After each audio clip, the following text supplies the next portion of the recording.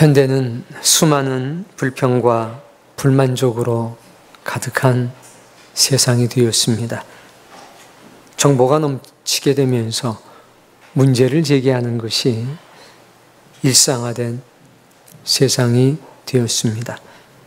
정치, 경제, 외교, 안보, 스포츠, 연애, 특별한 사람들만 접할 수 있었던 그런 영역들이 인터넷을 통해서 정보가 쉽게 검색이 되고 제공이 됩니다. 과거 특정한 사람만이 알 수 있었던 것을 보편적으로 쉽게 알 수 있게 되었습니다. 연예인 누가 이렇게 됐대. 국회의원이 이렇게 했대는데. 도의원이 저렇게 했대. 대통령이 이러고 저러고 했대. 그런 소식을 들으면서 쉽게 분노하게 되고 또 쉽게 좌절하게 됩니다. 문제를 제기하는 사람들은 많은데 문제를 해결하라고 자원하고 헌신하는 사람들은 매우 적습니다. 힘이 있는 사람은 자기 이익이 없으면 그 문제 속으로 가지 않습니다. 문제를 해결함으로 자기 자신이 얻게 되는 자기 이익이 없으면 굳이 그 일을 할 필요가 없다고 생각을 합니다. 옳습니다. 그러나 또 힘이 없는 사람은 자조적인 말, 웃음으로 술 한 잔 기울이면서 투털거리면서 자괴감에 빠지는 일 말고는 할 수 있는 일이 없습니다.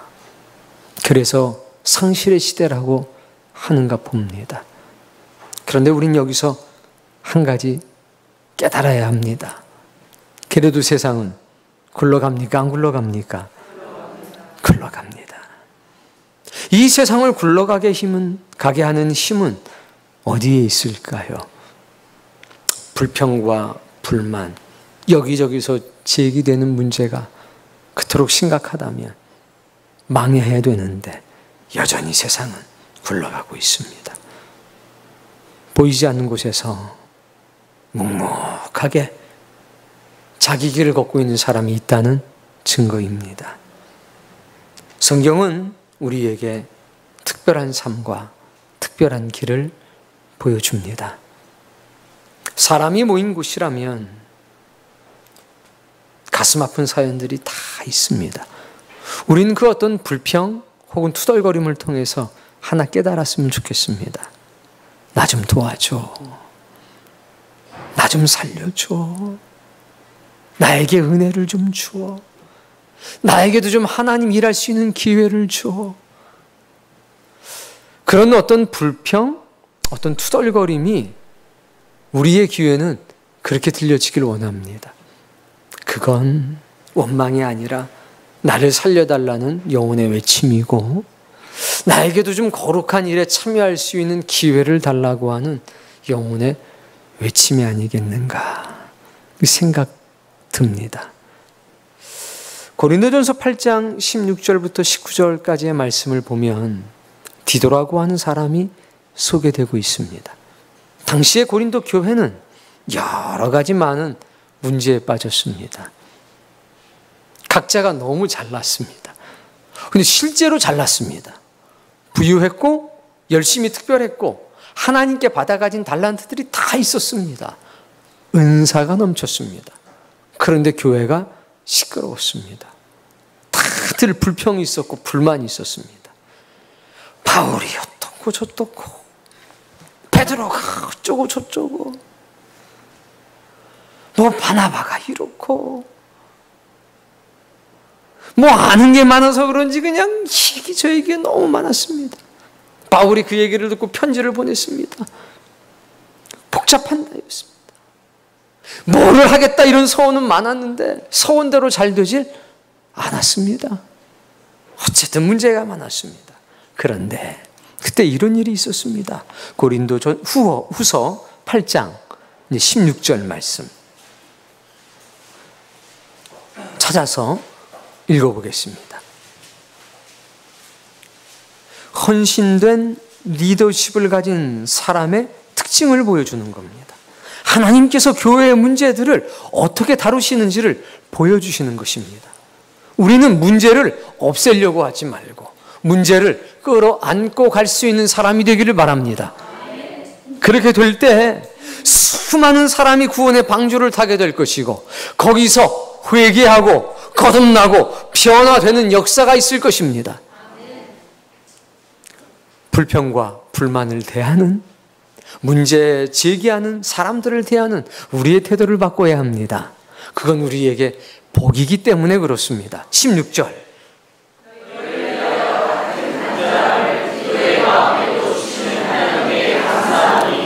디도의 마음에 하나님께서 간절함을 더해 주시고 계신다.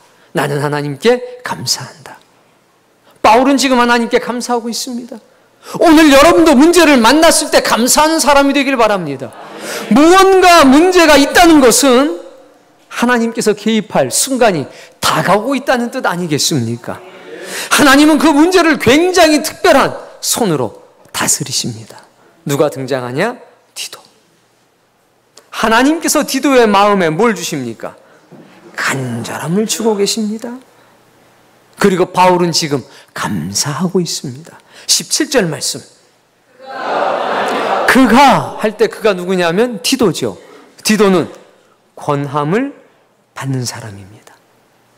권한을 받되, 권고를 받되, 권고를 받을 때마다 기뻐하고 즐거워하는 사람이란 얘기입니다. 헌신된 리더십을 가진 사람은 권함을 받았을 때 기뻐하고 즐거워하는 사람입니다. 이야, 하나님 감사합니다. 나에게 관심을 갖고 있는 사람이 이렇게 많다니 하나님 감사합니다. 집사님 옳습니다. 그 말을 제가 잘 받아들이겠습니다. 집사님의 생각이 그렇다면 제가 받아들이겠습니다. 디도는 헌신된 리더십을 가진 사람이었는데 권한받는 것을 즐거워하는 사람이었습니다. 언더스탠드한 사람이고 겸손한 사람이라는 것을 알 수 있습니다. 이어서 읽습니다. 하나님께서 그에게 간절한 마음을 주셔서 그런지 그는 매사에 간절했습니다. 아주 간절함이 뼈에 사무친 사람이었습니다. 무슨 얘기냐? 어떤 일을 만나든지 주여 감사합니다. 이 일을 위해서 하나님이 저를 준비하시고 예비하신 것 같습니다. 저는 이 일을 통해서 하나님을 더 깊이 알아가게 될 것입니다. 큰 일이든 작은 일이든 그는 간절하게 사모하는 마음이 있었습니다. 애절했다는 겁니다. 이게 헌신된 리더십을 가진 사람의 특징입니다. 간절함. 이것을 내 인생의 마지막 기회로 받아들이는 겁니다. 자기를 개혁하고 다른 사람이 아니라 자기 자신을 혁신시키는 기회로 삼는 겁니다. 소중하게 생각하는 마음이 있는 거죠. 그게 뭡니까? 간절함. 디도는 간절한 사람이었습니다. 그리고 디도는 자원하는 사람이었습니다. 자원하여 너희에게 나아갔고. 고린도 교회는 많은 사람이 꺼려하는 교회입니다. 왜? 너무 부자였어요. 너무 똑똑했습니다. 너무 많은 은사들을 가지고 있었습니다. 심지어는 위대한 사도 바울을 향해서도 아니 좀 뭐 그렇잖아. 이런 얘기를 거침없이 하는 사람들이었습니다. 아유 뭐 말씀은 정확한데 좀 언변이 딸리잖아. 그런데 디도가 어떻게 가고 있습니까 지금? 자원해서 스스로. 보통의 사람들은 이럽니다. 아니 바울 목사님이 가셔도 안 되는 일을 아니 바울 목사님도 판단하는 사람들 앞에 제가 가서 뭐가 되겠습니까? 이게 보통 사람들의 겸손해 보이는 태도거든요. 아니 목사님이 가셔야지 뭐 제가 가서 뭐가 되겠습니까? 아니 목사님이 가셔도 될지 말지 모르는데 아유 제가 가서 뭐가 되겠습니까? 겸손한 것처럼 보이는 사람들의 태도입니다. 근데 그것은 헌신된 리더십이 아닙니다. 디도는 바울 목사님, 제가 가겠습니다. 제가 가서 그 문제를 한번 해결해 보겠습니다. 되든 안 되든 그건 하나님의 뜻이고, 하나님이 원하신다면 제가 마땅히 그 문제 속으로 들어가겠습니다. 이게 디도였습니다. 자원하는 사람. 헌신된 리더십을 갖기를 원합니까? 자원하셔야 됩니다. 성공 여부, 그건 하나님께 있는 것입니다. 사람에게 있지 않습니다. 저는 성공 여부는 하나님께 맡기고 주님이 원하시니 그 문제 속으로 들어가겠습니다. 제가 그 일을 할 수 있다는 것 자체가 저에게는 복이고 영광입니다. 이런 태도가 디도에게는 있었다는 겁니다. 18절.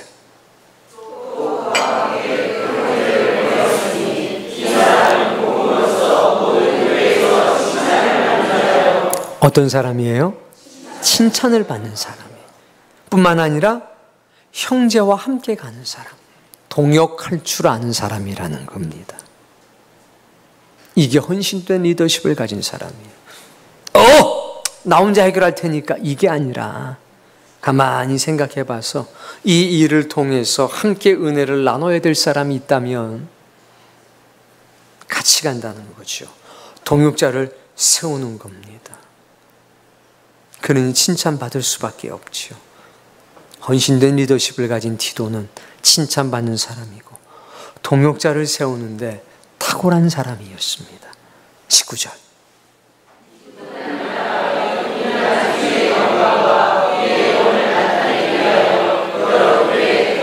이 사람은 오직 주님의 영광만을 생각하는 사람이었습니다.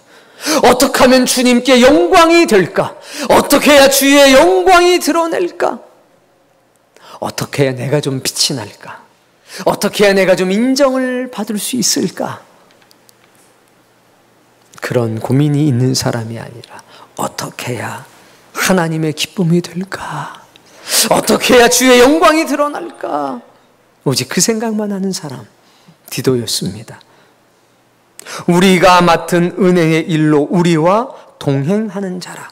주의 종들과 동행하는 사람, 이것이 디도였습니다. 고난받는 것을 즐거워하는 사람, 간절한 사람, 자원하는 사람, 칭찬받는 사람, 동역자를 세우는 사람, 주의 영광만을 위해 일하는 사람, 주의 종들과 동행하는 기쁨이 항상 충만한 사람, 이가 디도였습니다. 디도가 가서 그 문제 속으로 들어갔습니다. 그 문제를 해결하겠다는 확신이 있었던 게 아니라 하나님이 원하시는 자리에 서는 기쁨이 뭔지를 알고 있던 사람이었습니다.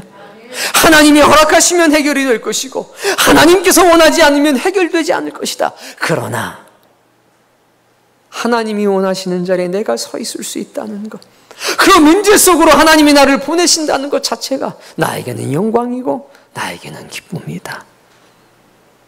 하나님은 이런 사람들을 통해서 교회를 치리하시고 부흥의 역사를 이루어 나가십니다. 그러자 교만했던 마음이, 상실했던 마음이 주께로 돌아오기 시작했습니다. 불평과 불만은 바뀌어서 어떻게 하면 하나님을 기쁘시게 할까라고 하는 아름다운 논의로 바뀌기 시작하고, 흩어졌던 마음들이 자신의 은사를 자랑하고 자신의 재능을 자랑했던 사람들이 주의 영광이 무엇인지를 함께 생각하기 시작했다는 것입니다. 여러분, 교회는 항상 문제가 있습니다. 문제가 없는 곳이 교회가 아니라 항상 말이 많고 항상 모든 문제가 섞여 있는 곳이 교회입니다. 그런데 하나님은 그런 문제를 통해서 우리의 육신의 거풀을 벗겨주십니다. 우리 영혼의 거풀을 벗겨주십니다. 그리고 하나님의 거룩하고 신성한 기운이 온전히 우리 속에 거할 수 있도록 역사하시는 겁니다. 어느 교회를 가나 똑같습니다. 뭐가 똑같냐? 사람들의 모습은 다 똑같다는 겁니다. 또 교회마다 다 특별한 은혜들이 있습니다. 사랑하는 성도님, 오늘 여러분의 가슴 속에 디도와 같은 특별함이 거하기를 원합니다. 시편서 51편 9절부터를 보겠습니다. 시편 51편 9절입니다.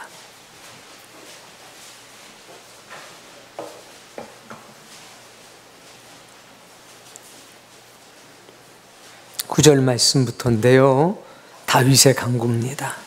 다윗이 무엇이라고 하나님께 간구하는지를 보겠습니다. 9절 말씀.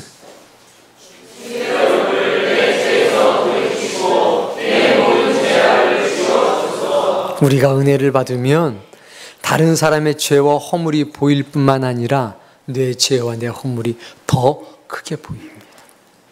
이야, 저 사람의 죄와 악을 내가 제거해야 되겠다, 이게 아니라 그 사람 안에 있는 죄와 악도 보고 내 안에 있는 죄와 악도 같이 보는데 눈물을 흘리게 됩니다. 그리고 깨닫습니다. 아, 저 사람도 하나님의 긍휼이 필요하고 나도 하나님의 긍휼이 필요한 존재구나. 그리고 그 사람보다 나를 먼저 치유해달라고 기도하기 시작하는 겁니다. 그리고 치유된 내가 가서 저 사람도 주님께로 데리고 오겠다고 간절히 서운하게 되는 겁니다. 그게 은혜입니다. 주여, 내 모든 죄악을 지워주옵소서. 10절 말씀.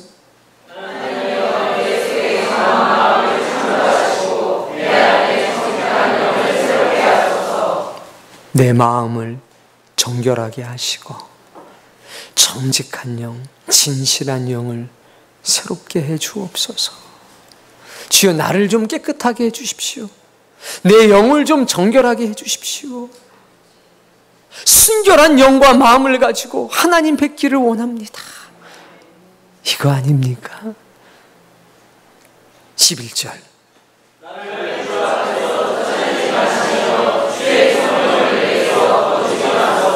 저 주님과 동행하고 싶습니다. 저 주님과 함께하고 싶습니다. 그것 말고 다른 거 없습니다. 그저 주님 곁에만 있게 해주십시오. 왜 주님 곁에 있어야 합니까? 주의 일하고 싶다는 거예요. 주님 곁에 서서 주님을 위해서 일하고 싶다는 거고, 주님이 원하시는 일을 하고 싶다는 거예요. 그래서 이어서 말합니다. 주의 성령을 내게 거두지 마소서. 주의 성령님이 내 안에 있어야 주님과 함께 할 수 있고, 주의 일을 할 수 있는 힘이 바로 성령님으로부터 오지 않습니까? 주여, 나를 떠나지 마소서. 나를 내쫓지 마소서. 주의 성령을 걷어가지 마옵소서. 주님 곁에만 있게 해주신다면 뭐든지 하겠습니다. 주님이 없는 자리에서, 세상에서 인정받고 세상에서 잘한다, 너 정말 최고다, 이런 소리 듣는 것보다 이 자리에서 오해받고 이 자리에서 박해받아도 은혜 있는 이 자리에 거하겠습니다, 이 얘기 아닙니까? 여러분, 그게 신자입니다. 그게 신앙입니다.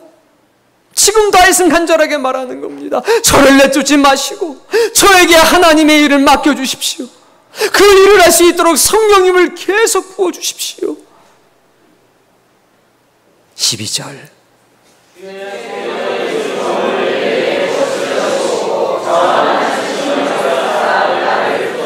하나님, 나를 붙드소서. 하나님, 나와 동행해 주옵소서. 하나님, 나와 함께 해 주옵소서. 이걸 두 가지로 말하고 있습니다. 첫 번째는 구원받은 즐거움을 내게 회복시켜 주십시오. 두 번째는 자원하는 마음을 내게 주십시오.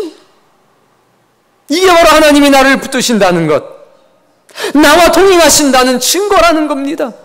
여러분, 구원받은 기쁨과 즐거움과 감격이 사라지면 아무것도 할 수 없습니다. 무의미한 상태가 된다는 겁니다. 주와 동행할 수 있는 비결이 뭔지 아십니까? 구원받았다는 감격과 기쁨이 회복돼야 합니다. 생사화복을 내가 하나님께 맡긴 이유가 뭡니까? 주님이 나를 살리셨다는 그 사실 하나 때문 아닙니까? 오늘 예배하는 여러분들에게 구원받은 감격과 기쁨과 즐거움이 회복되기를 바랍니다. 주여, 자원하는 마음을, 제게 주옵소서. 그러더니 13절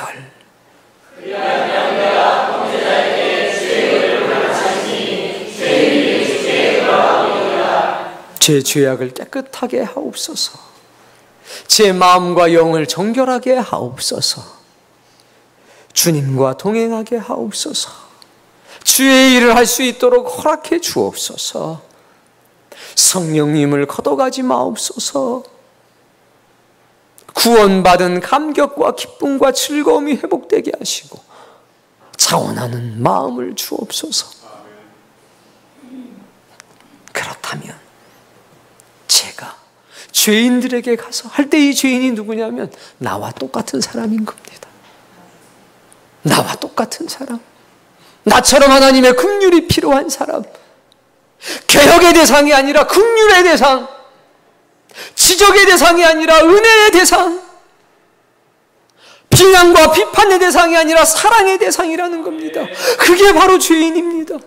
내가 조금 전까지 죄인이었으니까 은혜를 받고 이야, 저 사람도 하나님의 긍휼이 필요하구나, 나도 긍휼이 필요하구나, 주여 내가 이제 회복됐으니 내가 그들에게 가겠습니다. 가서 주님의 도를 가르치겠습니다. 그리고 그들을 주님께로 인도하는 사람으로 살겠습니다.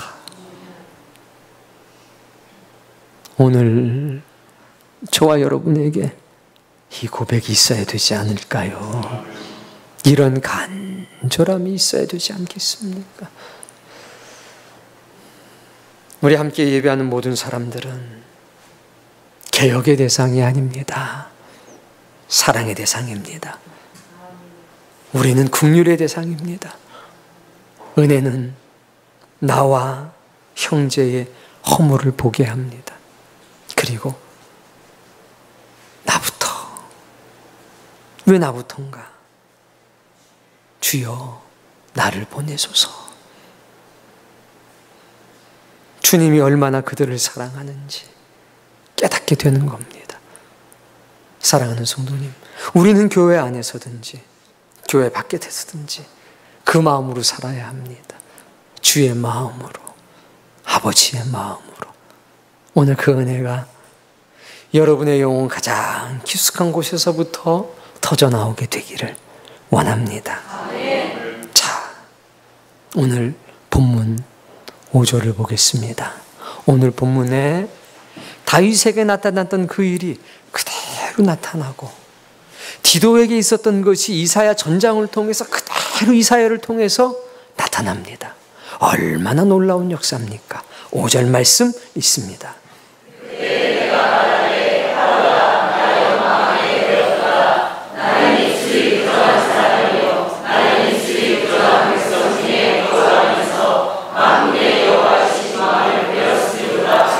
만군의 여호와이신 왕을 배웠음이로다 하고서 할렐루야, 하나님 행복합니다, 감사합니다, 이렇게 된 게 아니라 나는 망하게 되었다, 나는 화를 받게 되었다라고 말합니다.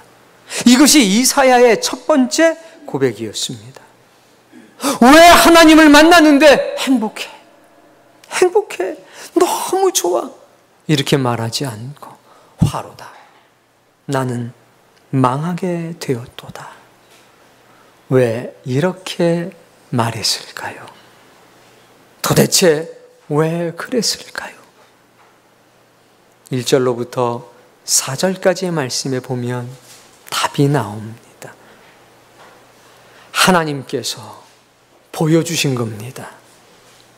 이사야가 본 것이 아니라 하나님께서 보여주셨습니다. 우시야 왕이 죽던 해에 뭘 보여주셨냐면 높이 들린 보좌에 앉으신 당신님의 모습을 보여주었습니다.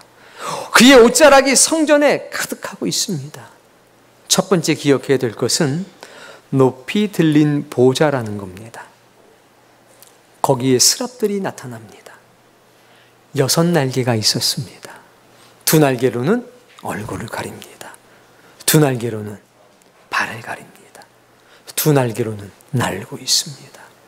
여러분, 이 거룩한 존재를 보고 이사야 선지자가 깨달은 겁니다. 이 거룩한 존재가 자신의 얼굴을 가리고 있습니다. 나는 의미가 없는 사람입니다. 자신을 드러내려고 하지 않고 있다는 겁니다. 두 날개로 자신의 발을 가리고 있습니다. 내가 하는 일은 아무것도 없습니다. 보잘것없는 일에 불과합니다. 이거 알릴 필요 없습니다. 두 날개로 뭐를 해요? 발을 가리고 있습니다. 근데 그 날개를 가지고 하는 일이 있는데 높이 들려있는 보좌에 머무르기 위해서, 하나님의 곁에 머물기 위해서 날개짓을 하고 있더라는 겁니다.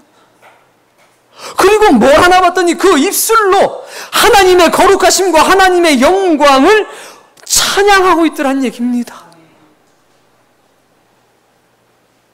화답하는 자의 소리로 말미암아 문지방의 터가 요동하며 성전의 연기가 충만하다. 하나님의 거룩하심, 하나님의 은혜로우심, 영광을 찬양하는 소리에 화답하는 소리 때문에 성전이 흔들릴 정도란 얘기입니다. 그것이 그 성전에 가득한 것을 보고 들은 겁니다.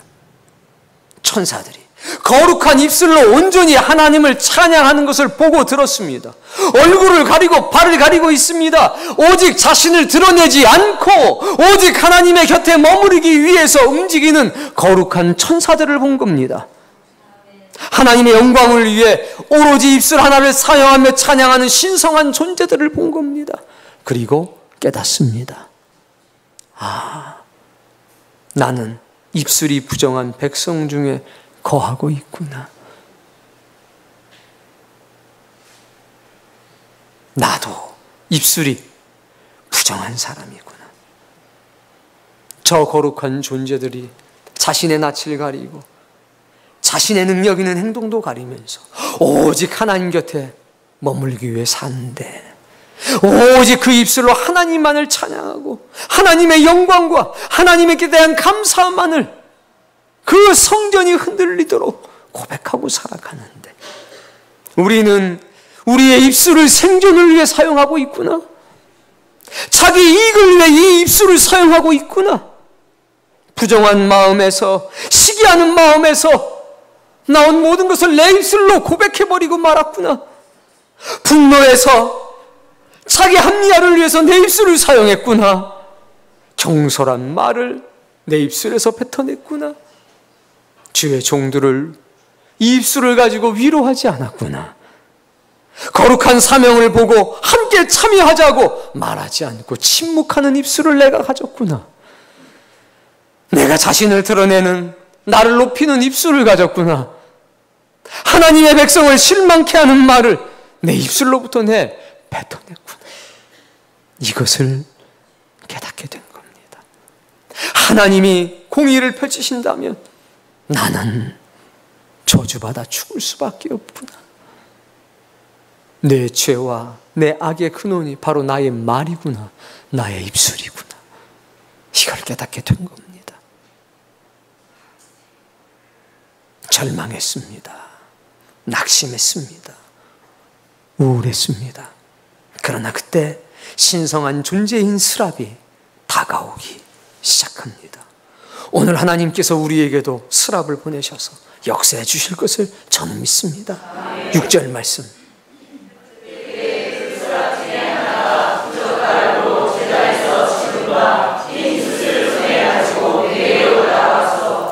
부젓가락으로 하나님의 거룩한 제단, 이것이 분향단인지 이것이 번제단인지는 모릅니다. 그러나 그 거룩한 제단에서 성령의 은혜와 능력 가운데 빛을 발하고 있는 뜨거운 핀 숯을 가지고 이사야 선지자에게 가고 있습니다. 우리를 죽이고 우리를 해하고 우리를 벌하기 위해 오시는 것이 아닙니다. 스스로 두려움에 빠져 절망하는 이사야에게 주님의 거룩한 천사들은 살리기 위해 무언지 모르지만 거룩한 것을 가지고 오십니다. 이것이 거룩한 은혜입니다. 이것이 뜨거운 불이든 차가운 물이든 상관이 없습니다. 따라해봅시다. 하나님은 무조건 우리를 살리기 위해서 일하시는 분이시다. 이것을 깨달아야 합니다. 여기에 대한 확신이 있어야 합니다. 저 뜨거운 걸 가지고 왜 오는가? 나를 고문하려고 오는가? 나를 괴롭게 하기 위해서 오는가? 아닙니다. 어떤 부모가 어떤 자식을 미워 죽이려고 하겠습니까? 어떤 말을 하든 어떤 행동을 하든 살리려고 하는 속 깊은 의지를 가지고 있다는 것을 여러분이 아셔야 합니다. 7절 말씀에 보면 죄 사함의 은혜를 베푸는 스랍의 모습이 보입니다. 7절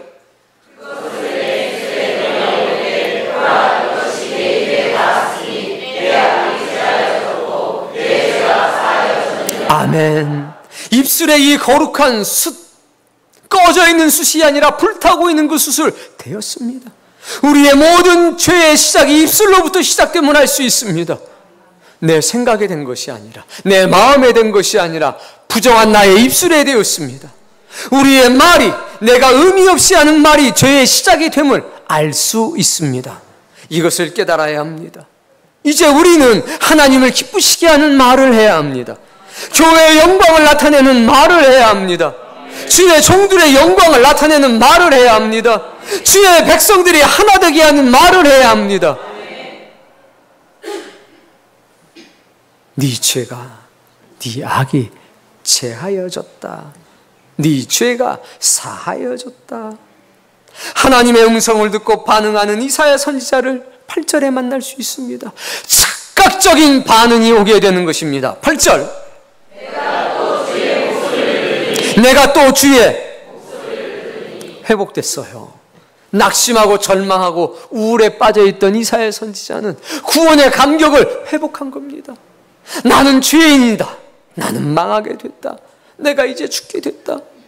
그런데 하나님 말씀한 겁니다. 아니야. 너는 죽을 사람이 아니야. 너는 복의 사람이야. 구원받은 감격과 기쁨이 회복되니 주의 음성이 또렷하게 들리기 시작합니다. 사랑하는 성도님, 하나님은 항상 여러분 곁에 계셔서 말씀하십니다. 나를 보아라. 내가 너와 함께하고 있다. 그 음성을 꼭 듣게 되기를 바랍니다. 주의 목소리를 들으니 읽으십시다.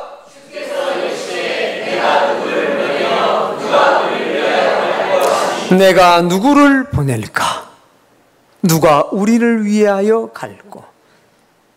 천상의 존재에게 상의하시는 하나님을 보십시오. 내가 누구를 보내면 좋겠어? 상의하고 계십니다. 전지하시고 전능하신 하나님께서 상의하십니다. 우리에게 보여주시는 겁니다. 교회 공동체의 사람들아, 이 땅에 살아가지만 천상에 살고 있는 존재들아, 협력하라, 상의하라. 동일한 마음, 동일한 감동을 가지고 살아가란 얘기입니다. 누구를 보낼까? 그래서 교회에서도 장로님, 이 일을 위해서 누구를 세워야 되겠습니까? 전도하는 일에 누구를 세워야 되겠습니까? 사람들의 마음을 어루만지는 이 일에 누구를 세워야 되겠습니까? 그래서 우리도 거룩한 상의를 하는 것입니다. 아이, 목사님 알아서 다 하시면 되죠. 하나님의 뜻이 아닙니다. 할 수 없어서가 아니라 하나님은 상의하는 것을 원하십니다. 동일한 마음을 가지라는 겁니다. 동일한 영적 시선과 책임감을 가지라고 말씀하시는 겁니다. 누가 우리를 위하여 갈까? 전능하신 하나님은 사람의 헌신을 기다리고 계십니다. 사람의 헌신을. 이걸 꼭 깨닫게 되기를 바랍니다. 바울이 갈 수도 있었지만 누가 갑니까? 디도가 갑니다. 제가 가겠습니다. 저를 보내소서. 누가 우리를 위하여 갈까? 아, 하나님은 사람의 헌신을 기다리고 계시는구나. 그것을 통해서 하나님의 역사를 나타내시려고 하는구나. 이사야가 반응합니다. 읽읍시다. 내가 여기 있나이다. 나를? 첫 번째 반응은 주여, 내가 여기 있습니다. 창세기서 22장 1절 말씀을 찾아서 읽습니다.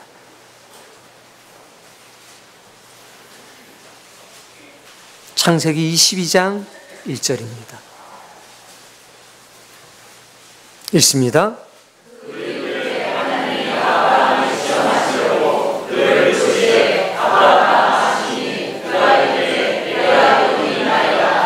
아브라함아 하시니 내가 여기 있나이다. 생사화복을 주님께 맡긴 사람들의 공통적인 특징입니다. 내가 여기 있나이다. 이 말은요, 주님 말씀하시옵소서. 주의 종이 듣고 순종할 준비가 되었습니다. 어떤 말씀이시든지 제게 복이 될 줄로 믿습니다. 제가 주의 말씀을 듣고 그 일을 행하는 것 자체가 저에게 복이고 저에게는 영광이고 저에게는 행복이 되는 줄로 제가 믿습니다. 이게 내가 여기 있나이다 입니다. 그리고 항상 내가 여기 있나이다 할 땐 엎드립니다. 여러분, 오늘 여러분들에게도 이 고백이 있기를 원합니다. 나를 보내소서. 내가 성공할 수 있다는 확신이 든다면 가겠습니다. 내가 잘할 수 있다는 확신이 있다면 제가 가겠습니다. 이거 아닙니다. 나를 보내소서. 이것은 성공의 가부는 하나님께 맡기고 저는 주님이 원하는 자리로 가겠습니다. 나를 보내소서. 그것이 저의 행복입니다. 이런 뜻입니다. 사람들은 자꾸 내가 할 수 있는가, 성공하겠는가를 봅니다. 그런데 생사화복을 하나님께 맡긴 사람들은 그렇지 않습니다. 성공의 여부, 가부는 하나님께 일임하고 저는 주님이 원하시는 자리로 가겠습니다. 원하시는 때 이루어질 것으로 믿습니다. 나를 보내소서. 그것이 저의 행복입니다. 이게 헌신된 일꾼들의 모습이라는 겁니다. 여러분도 헌신된 일꾼들이 되기를 원합니까? 그렇다면 주여 제가 여기 있나이다. 나를 보내소서. 자원하는 기쁨이 넘치길 바랍니다. 이사야 선지자는 두려움이 가득한 상태에 있었습니다. 그러나 이제 그는 자신의 죄가 사함받았다는 확신을 갖게 되었습니다. 구원받은 기쁨과 감격이 회복된 것입니다. 하나님께 헌신하고 하나님께 봉사하기에 적합한 상태가 된 것입니다. 우린 여기에서 자원하는 태도를 가진 이사야를 볼 수 있습니다. 하나님은 항상 우리에게 이렇게 말씀하십니다. 내가 여기 있다. Here I am. 나를 봐라. Look at me. 왜일까요? 난 널 버리지 않는다는 겁니다. 나는 항상 너와 동행하면서 너에게 선한 것을 베푸는 존재라는 겁니다. 하나님은 끊임없이 말합니다. 나를 봐라. 내가 여기 있다.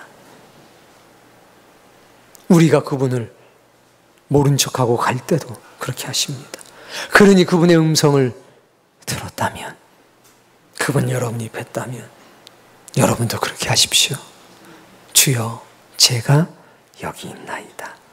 나를 보내소서. 이사야는 하나님께 자기 자신을 의뢰하고 있습니다. 주께서 원하시는 곳으로 나를 보내소서. 주께서 기뻐하시는 대로 나를 사용해 주옵소서. 나를 보내소서. 내게 명령과 충분한 지시를 거듭해서 주옵소서. 나를 보내소서. 주님이 내 곁에 있다는 것 자체가 제게 격려가 되고 힘이 됩니다. 하나님을 위해서 간다는 것은 하나님께서 보내시는 자들에게 있어서는 큰 영광이 되고 격려가 됩니다. 하나님이 나를 믿고 맡겨주셨다. 그들은 하나님의 권위가 함께한 사람들입니다. 하나님의 이름으로 담대하게 외칠 수 있습니다. 생사화복을 이미 하나님께 맡겼으므로 두려울 것이 없는 사람들이랍니다. 잃을 것이 없다는 겁니다. 받을 것만 남았다는 겁니다. 여러분, 그 믿음으로 살아가기를 바랍니다. 이사야서 50장 7절 말씀은 다음과 같이 기록하고 있습니다. 제가 읽을 테니 따라 읽어봅시다. 주 여호와께서 나를 도우심으로 내가 부끄러워하지 아니하고. 누가 나를 도와줘요? 하나님이 날 도와줘요.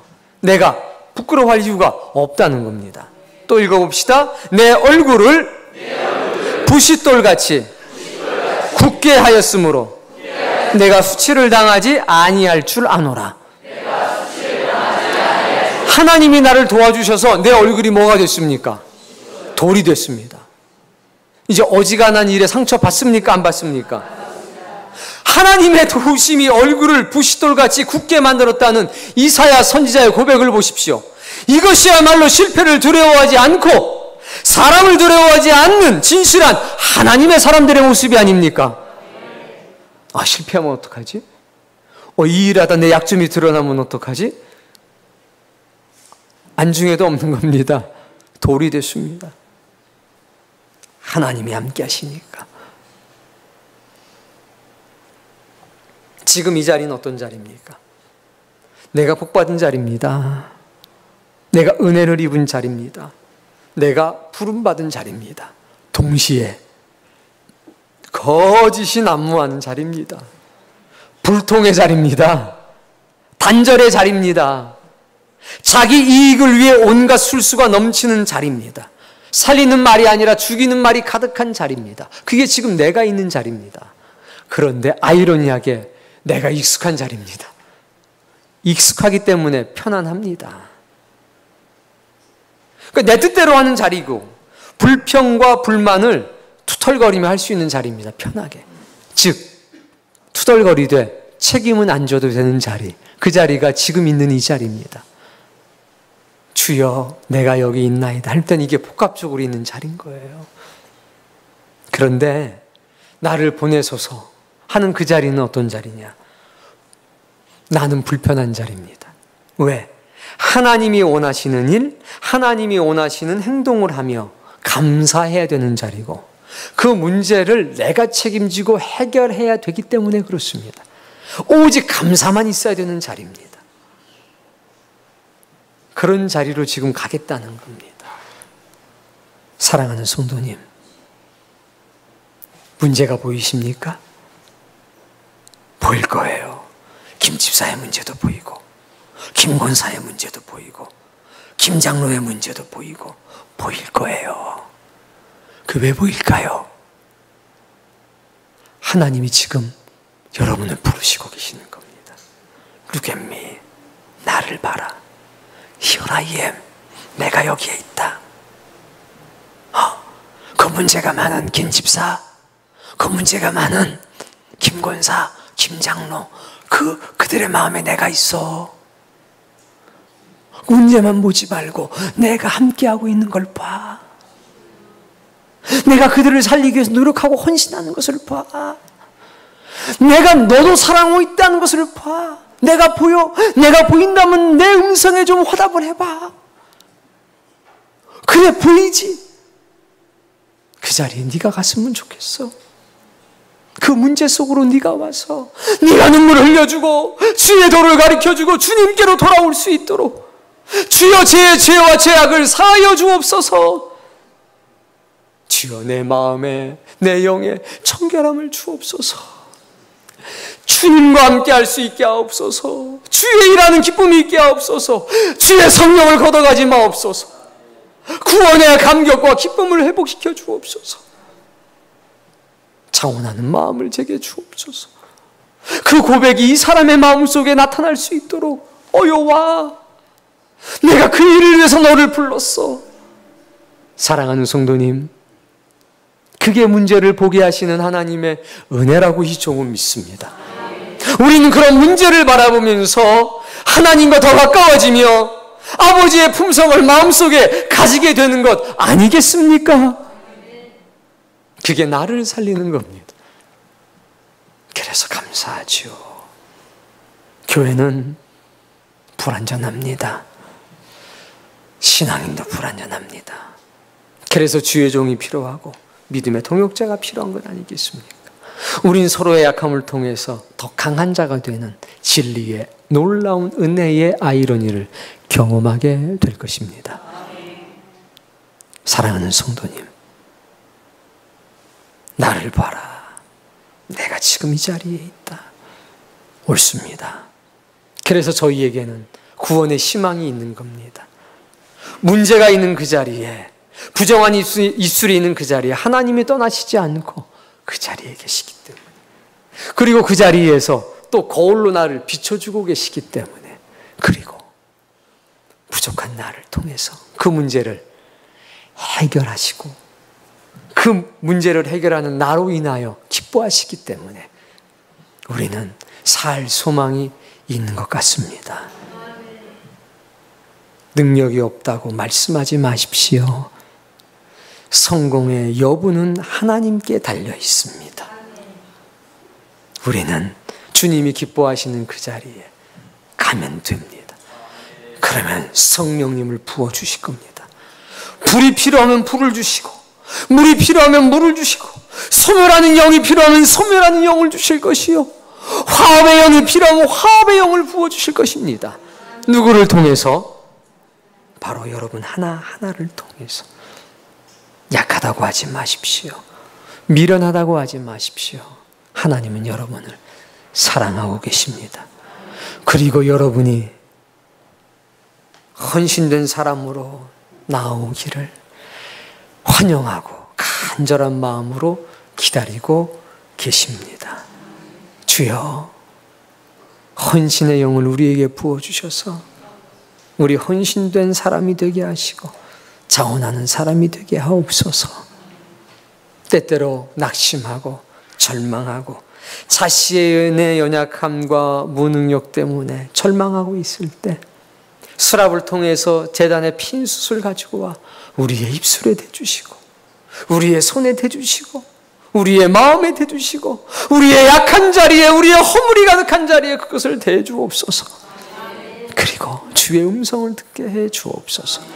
모든 교회가 일어나 누가 우리를 위하여 갈고 내가 누구를 보낼까 할 때에 주님, 부족하지만 제가 여기 있으니 저를 사용해 주옵소서.